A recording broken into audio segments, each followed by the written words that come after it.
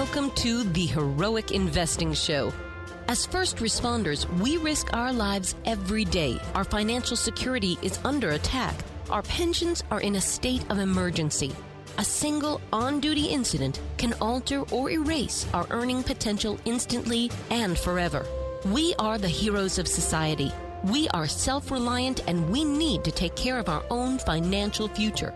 The Heroic Investing Show is our toolkit of business and investing tactics on our mission to financial freedom. This is Heroic Investing, episode 177. Hey, on this episode, I get to be put in the hot seat. Your guest on this one is Gary Pinkerton. This is Jason interviewing me a couple of years ago. And we're talking about my experiences as an investor through the Hartman network, but just with all of my properties. We talk a little bit about selecting some durable replacement materials as you do make-readies or some minor remodeling inside your properties. Talk about preventative measures that I've learned and used over time to help reduce tenant costs, keep tenants in my properties for longer. I'm a firm believer that vacancies are the biggest killer of cash flow and wealth for real estate investors, bar none. And so we talk about how to do things like incentivizing 2-year leases, which I just did again on my property down in San Antonio. Get some built-in rental increases for that second and subsequent years. And then just how to immerse yourself in the investing culture, specifically by connecting yourself with masterminds, with going to education events. So I just thought this was a really good one and timely. Hopefully you find this one helpful. Please continue to give us feedback at either heroicinvesting.com or just directly to me at garypinkerton.com. Thank you so much. And we have many, many more great episodes stacked up in the wings here, ready to fly. So looking forward to many more episodes together in a great 2019. Today, I want to welcome back to the show our client and Venture Alliance member, Mr. Gary Pinkerton, former nuclear submarine captain. Gary, welcome. How are you? Thanks, Jason. I really appreciate it. This has been 2 or 3 times I've been on, but and it's always humbling. But I feel like it's an awesome experience. So thank you for inviting me back. Well, thank you for joining us. And yeah, so you retired from the Navy, what, about a year ago now? Pretty close. Yeah, I stopped working, and officially it was August 1st, but almost exactly a year ago when I finished in uniform. Well, during the Great Recession, we heard a lot about people being underwater. You used to be underwater, too. I did, but it wasn't an accident. That was on purpose. That was on purpose in that submarine. That's just such an amazing thing. Gary, I tell you, we have got to line this up. As a Venture Alliance weekend trip, you got to take people onto a submarine sometime. We got to make that work somehow. You know what?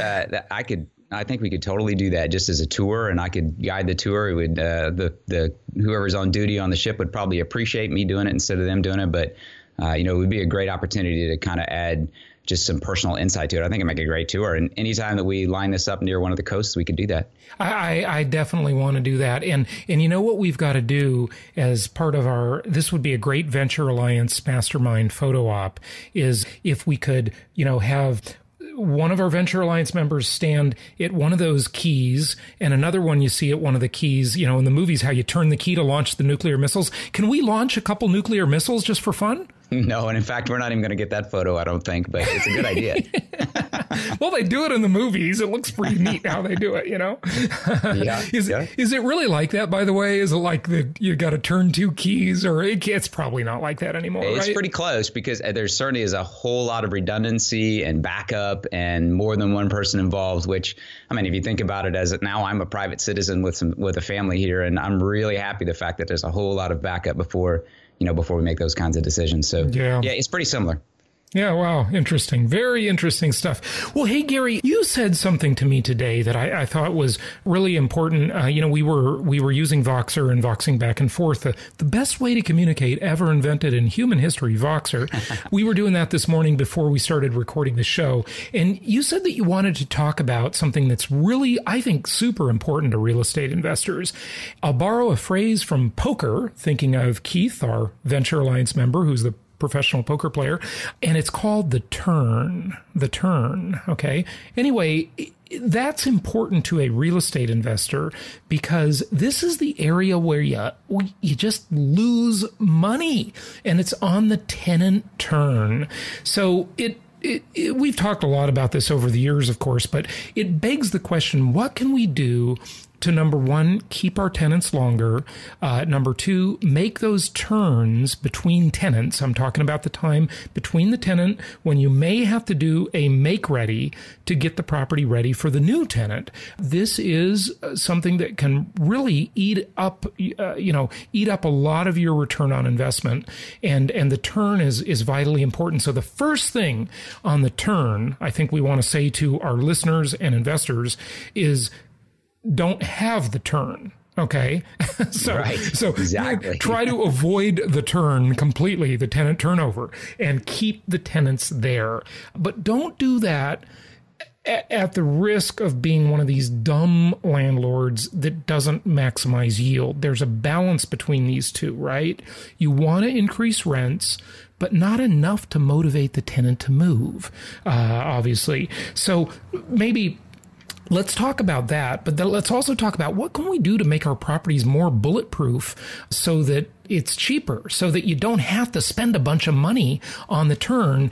And the other thing is, we have this constant issue, Gary, of the property managers. If you're not self-managing your properties, okay?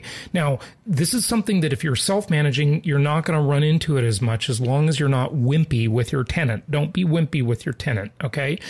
Be a business person and have expectations for them and make them live up to it. And here I'm talking about security deposits, okay? But with property managers, we have this inherent kind of conflict of interest. There's an old saying, you can't serve two masters, right? And property managers kind of do serve, well, two masters and then themselves. So they serve the owner that's truly their client, okay, that they have the fiduciary obligation to. Hopefully that's a fiduciary obligation. I don't know if it truly is in every state, but it's an obligation because the owner is the one paying them, right? And that's who the contract is with. But then they also have the tenant, and, they don't want their name all over Yelp and all these complaint sites when they are aggressive, or maybe not even aggressive, but force the tenants to uphold their part of the bargain. So if they damage the property manager can be reluctant to charge the tenant for repair items, okay? And this is one of the reasons I really like self-management, one of the many reasons I do like it.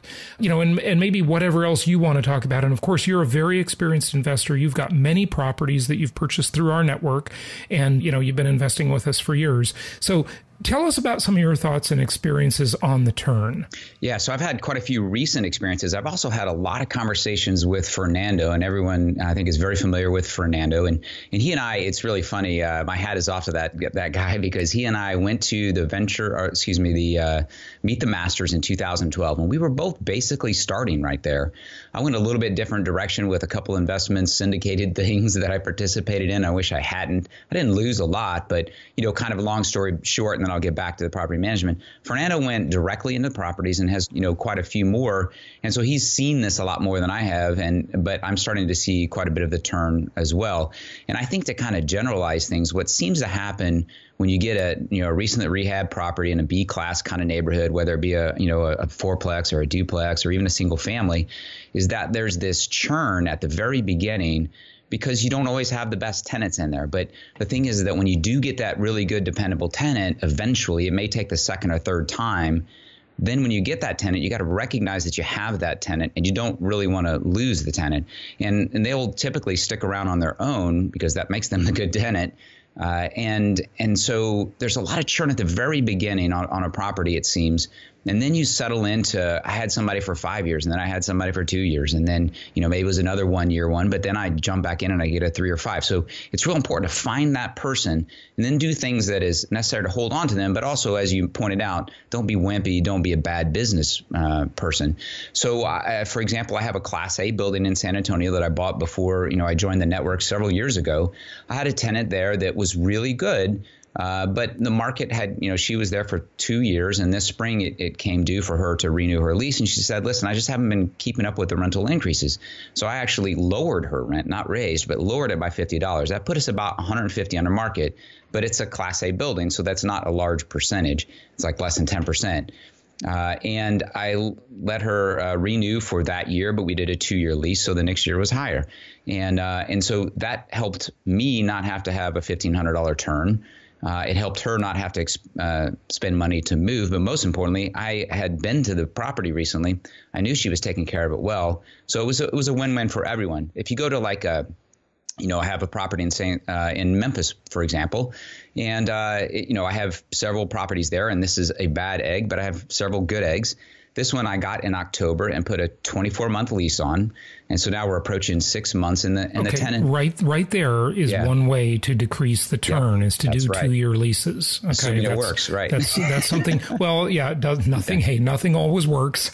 Okay, but as a general rule, I believe you should try and do 2-year leases on your properties. Okay, and if you want to, you can build an escalation into that contract. It doesn't mean you're leasing for, say the property's leasing for $1,000 a month. It doesn't mean you're committed to $1,000 a month for 2 years. You just say the first year is $1,000 per month, and the second year is $1,030 per month. Okay, and that's pretty easy to do.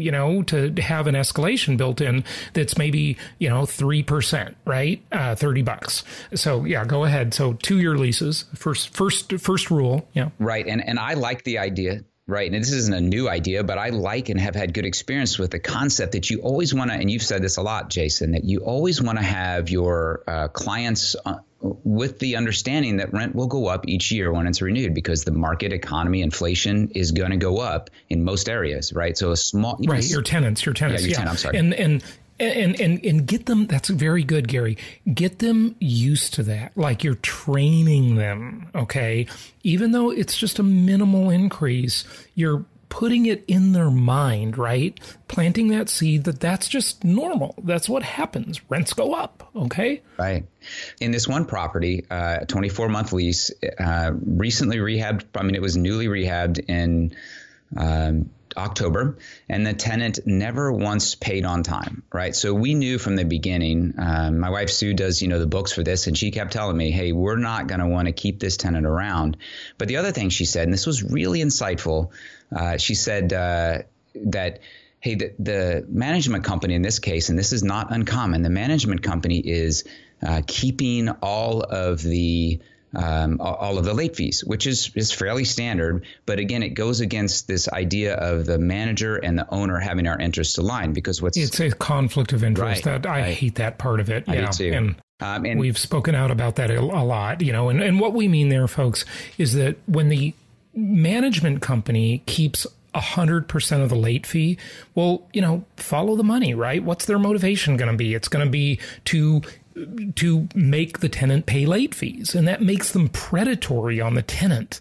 Okay. It's like incentivizing them to have this bad relationship with the tenant. Now, tenants are late. Okay. I mean, that happens, but you don't want that to be such a high profit motivator for the management company. $50 late fees every month, 5% of, say, $1,000 rent, right? That's a big difference when the management fee is only $100 a month, for example, or $90, and they get a $50 late fee. Well, they're going to almost encourage that. They're going to train them to be late. And then the tenant feels like they're getting ripped off. You don't want the tenant. The tenant ultimately, you mentioned it, but they're not really your client, but you said client, and they are your customer. Okay, so you want to have that relationship good. You don't want the tenant to feel like they're getting ripped off every month. Right, exactly. And Sue even mentioned, she's like, this guy is paying later and later every month, and so he would scrape together $150, $200.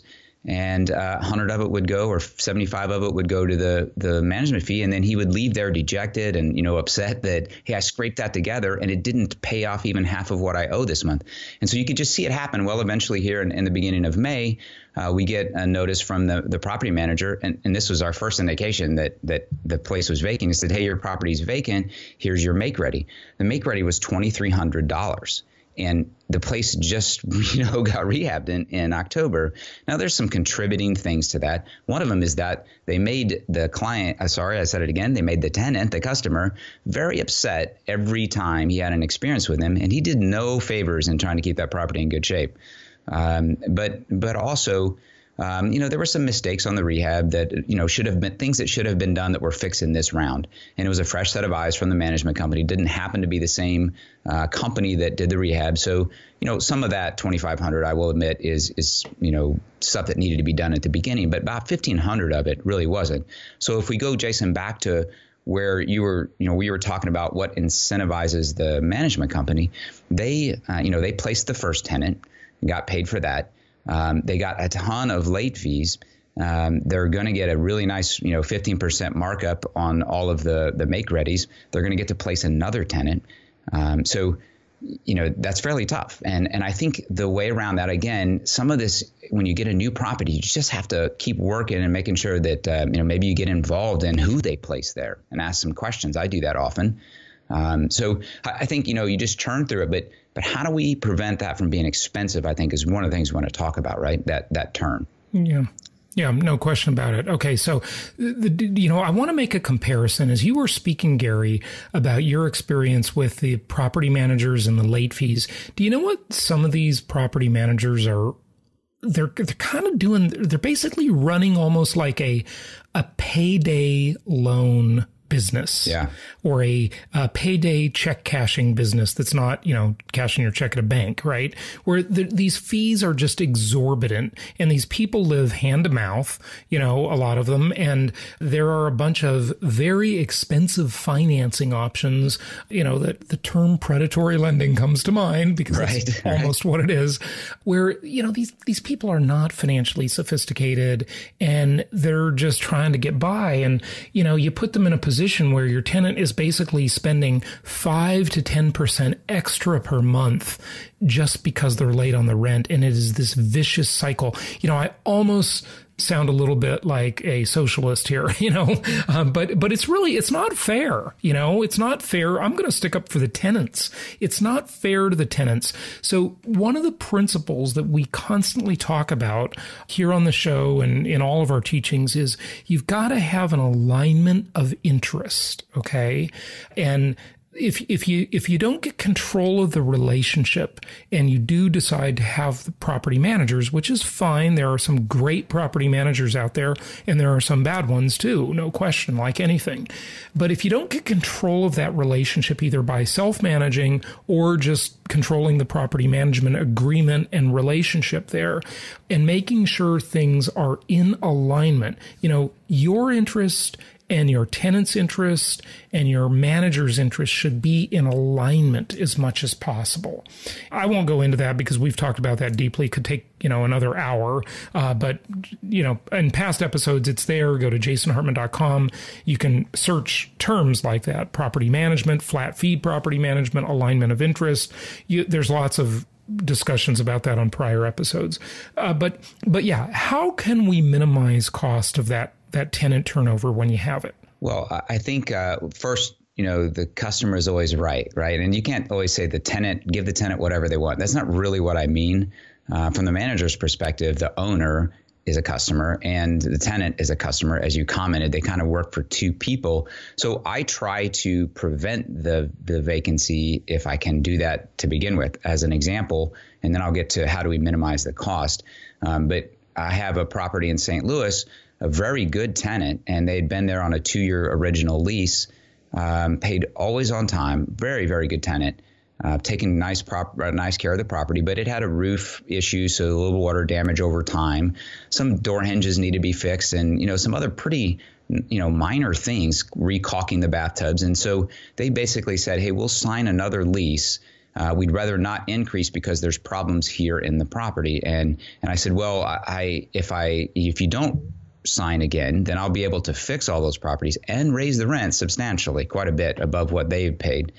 And so we kind of came to basically an agreement. They said, well, we can't afford to raise it, to the market rent right now. So instead of me paying $2,000 to $2,500 to do a turn on a property that it's been quite a while, so it would probably cost that. I said, hey, I'll take care of the highest priority items for you, kind of a mini turn cost.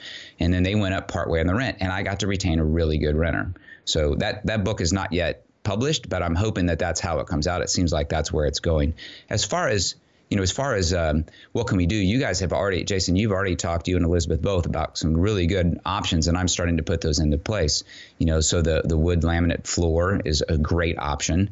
I even had a property there in St. Louis where we were going to put that in, but that extra expensive $1,500, my property manager said, hey, the guy who does the make-readies for us just recommended that we just pull the carpet and we paint it because that's standard for the properties where we are here in this location. So I think being able, having a good conversation with a manager that you trust and that you have good rapport with, they will save you a lot of money because they know the area. They know what's expected when the potential tenant comes in looking to rent your property. Yeah. Okay. So that's all very good stuff. So you want to make the property, the physical condition of the property, as bulletproof as possible. And you're referring to our client and Venture Alliance member who's been on the show, Elizabeth Embry, who, by the way, is hosting another show, the Women Investing Network. So check that out as well. And fascinating. That's an awesome show. Yeah. And she's doing a great job at that. But Elizabeth talked about the laminate floors, that the flooring, it's an amazing time to be alive, right? New material sciences, better flooring that's much cheaper to maintain over the long haul.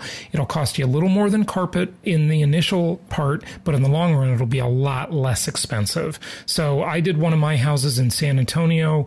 It came up, it was like 6-7 years I owned it and never replaced the carpet or anything, and it was finally just time to do it once this last tenant moved out. It was about $1,000 more, and I did the entire house in the wood laminate, and that house has now got bulletproof flooring. Okay, if there's a tear in that flooring, it's really easy to fix it and replace it. I don't think you should do the dark flooring. I think you should do kind of a middle tone. Okay, color is an issue.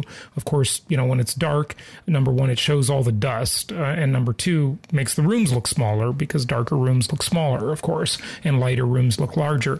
And then the other thing that I'm a huge fan of is on the paint, you either do low sheen paint or you do, the more like enamelish paint, okay? Eggshell is the name of the finish, not the color. Eggshell is a color, but it's also a finish, okay? So low sheen or eggshell finish paint. And rather than flat paint on the walls, which scratches and just any little thing looks awful, okay? On the flat paint, you do the low sheen throughout the house, on the walls. And the scuffs and scratches and fingerprints, they just wipe right off, You can just cleaner, any household cleaner, you can just wipe it off. And those walls become very durable. And I just think back to one of my own houses in which I lived the last house I lived in that I owned back in Orange County, California, which I talk about when I teach people about the LTI ratio and the Hartman risk evaluator. That's the house, okay? I lived in that house for 7 years, and I put eggshell finish paint on it, and that paint looked good for 7 years, and I was not easy on it, okay? So, make the walls bulletproof and the flooring bulletproof by doing those two things, okay? That'll really reduce your long-term costs. So you got to spec that out. If you're buying a property today and that local market specialist in our network that you're buying from, they do different types of rehabs, right? And they always want to deliver you the house at the lowest price. But you may want to tell them, look, I would like to spec this house at a higher level. I want to spend $200 more, and I want low sheen paint throughout. Okay. And I don't know what the exact cost will be, but it'll be a little more. And I want to do the laminate flooring, the sort of wood looking laminate flooring throughout instead of any carpet, and make it a lot less expensive. So I think those two things are very valuable. I agree. And the only other thing, the two other, I guess, quick things, again, kind of market dependent, but I have a couple markets, San Antonio and for whatever reason, St. Louis. There are areas where the air conditioners every year have substantial problems, air conditioners and heating systems. And so I have gotten into a routine where I pay for that. And I'm sure everyone has experienced where some local, either your property manager or if you've ever used a heating service, then they contact you, but they offer this, this come check it out at the beginning of the season, very nominal fee of $75 or $100 or something. I'm using that now because when your air conditioner fails or when your heating system fails, it's when Mother Nature has tested it, and it's tested every other one in the area too. So you will pay out the nose. Your tenants will be extremely unhappy because it'll be delayed in getting response because they're busy with every other house that just got tested. So I do that now, and I've gotten good experience and haven't had the crises that I had every year before that. And then the other thing I would say is don't be hesitant to use a service, something like Home Advisor. I love Home Advisor. I'm self-managing a property in San Antonio, Texas from New Jersey. And I use Home Advisor all the time, and it's incredibly inexpensive. Tell us how you use it. I've used it for appliances. A stove broke, a dishwasher broke. I've used it to have a gentleman work on replace, the control valves in a bathroom.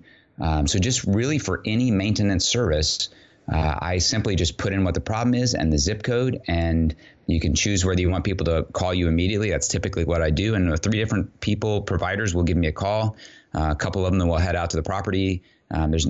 Sometimes there's no visit charge. So it's not a big commercial about them, but there's other services available, but don't be hesitant even with. Sure there are. And of course, Angie's List is one of them. The problem with Angie's List, at least last time I was using it, I don't really use it anymore, is it was all localized by zip code, and we're nationwide investors. So, we'd have to join Angie's List in each of our markets where we own properties. And that's, Gary, that's one of the great things too nowadays. You can do this with a couple clicks of the mouse, right?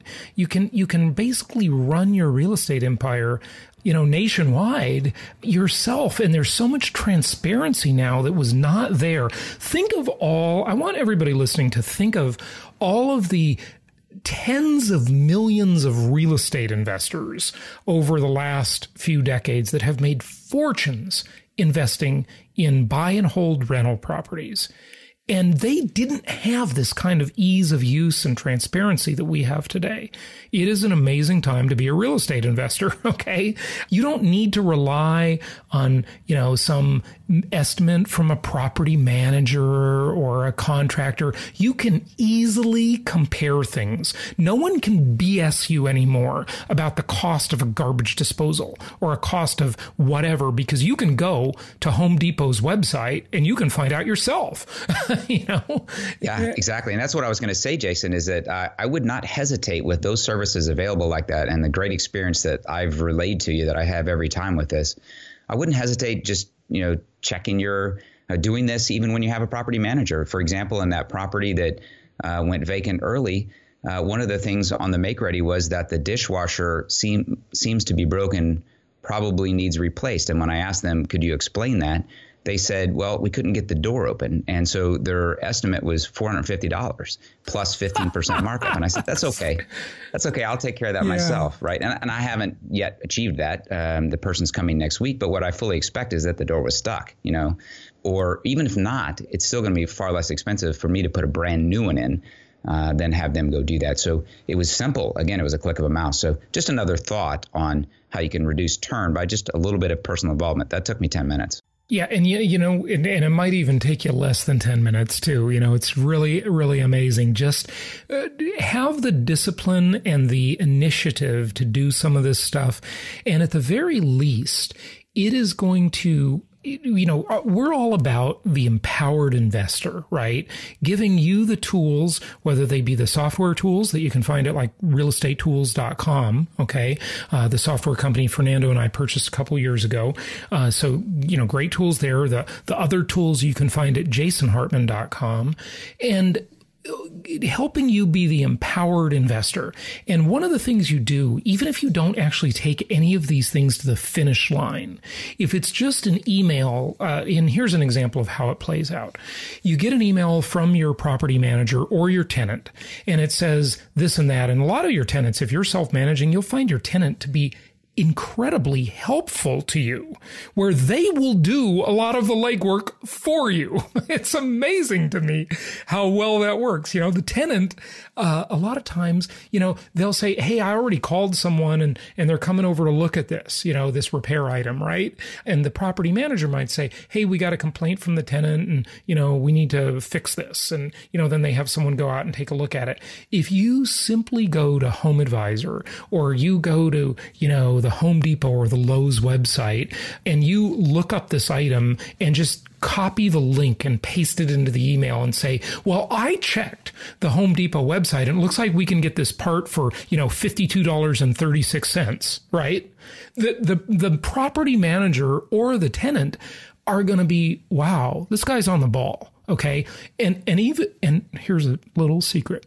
Even if you're not on the ball, you want to fake it till you make it. You know, you want to make them think you're on the ball, that you are a sophisticated investor who's not going to put up with a bunch of crap and overcharges, and you're not going to pay through the nose. You're not lazy. You're going to click your mouse a few times and do a search or two on whatever it is, and you're going to be the empowered investor. Okay. Simply by sending that one email, that you will change the nature of the relationship. You know, that email that shows, look, you're not just taking their word for it. You're checking things. Okay. And that's going to make you a much more successful investor. Absolutely. So I promise to the audience that I will keep checking into this. I mean, reducing the turn is kind of becoming a passion for me because I think it's important, you know, very simple numbers. If you were making, you know, net $250 a month on a property and you were in this process where it was because it was the property manager's best interest to turn it every year, not even offer a renewal, you know, then you would be, you know, setting up to make $3,000 a year, right? Well, if your turn is $2,000 every time because you haven't thought, you know, closely about how to reduce that, that's not a very good profit. I mean, there's a lot of other dimensions to real estate that make it very valuable.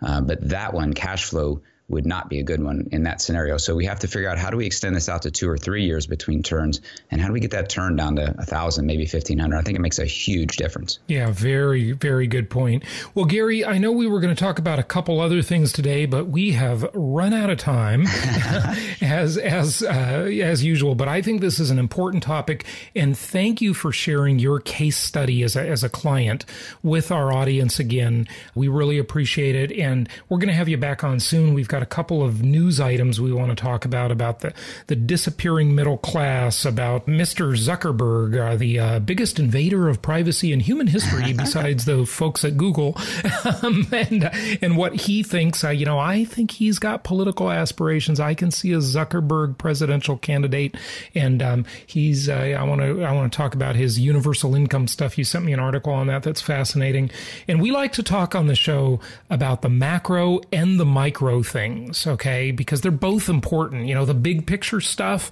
societal, government, political, and then the detailed tactical stuff like reducing the cost of tenant turnover.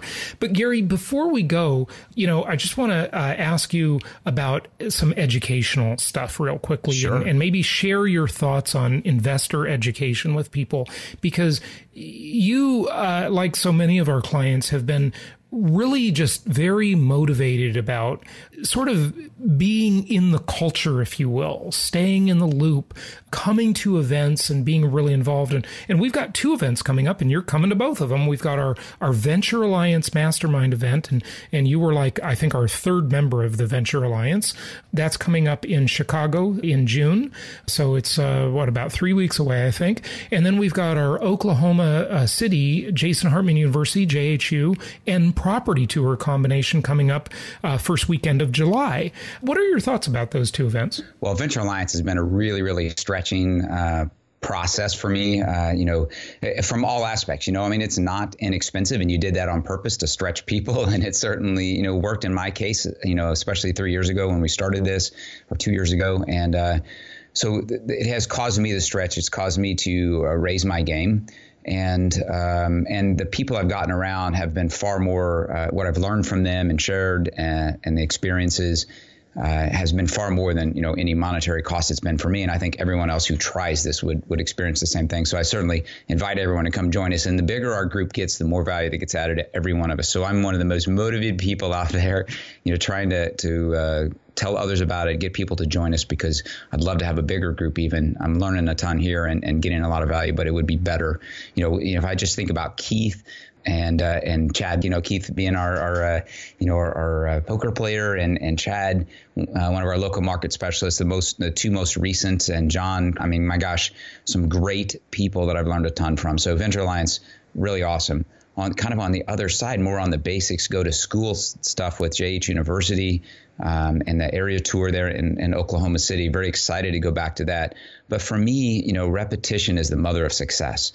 And, Zig Ziglar had a quote, and I know you may know his quotes better than me, but it was something like, you can change your world, or you can change your results by what you put into your mind. And so I go to those kinds of events, the conferences, to education events that you put on, Jason, for two reasons. One, because for that quote, by what I put in my mind. So if I'm continuously putting that information in my mind, thinking about it, going over why this process makes sense, then it keeps me focused on that, and it kind of keeps me on target. But it also, refreshes things that I've forgotten in the past, or paths I wanted to go down but kind of got distracted.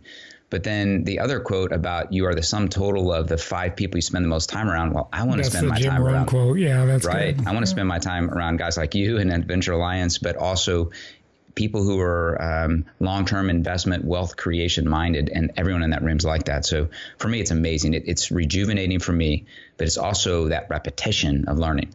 When we had our Venture Alliance Mastermind weekend on Jekyll Island, Georgia, the birthplace of the Federal Reserve, that was so amazing. Yeah, we had G. Edward Griffin speak at our last Meet the Masters event, and he's been on the show several times as well.